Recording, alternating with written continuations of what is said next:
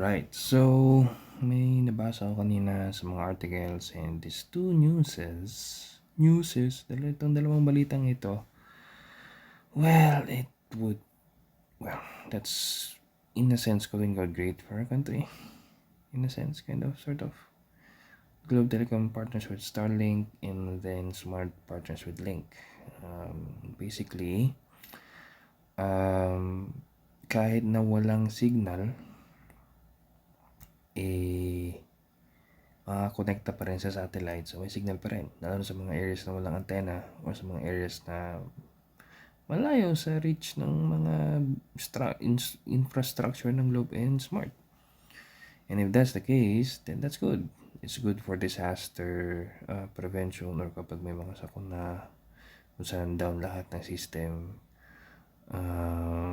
Kasi connected naman sa satellite nandun naman sa taas. So, if that's the theory, that's their proof of concept, or that's what they want to do, that's the goal. Pero again, pag cloudy o maulan, I don't know if that will still work. And marami pang iba. Actually, marami pa silang plano. Ibang antenna to antenna na laser ang gamit. But then again, I don't know if I made a video on that. Lasers bend with water. So, But then again, all these theories and all these ideas, my point, in a sense, sort of, kind of. Bottom line, exciting,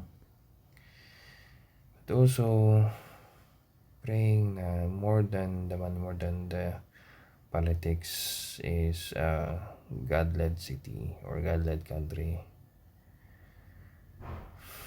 May isa talaga yung mga korupsyon. Yeah, yun lang. Just want to share this news now. Something, yeah, there's more. Nasa January pa lang tayo, so yeah.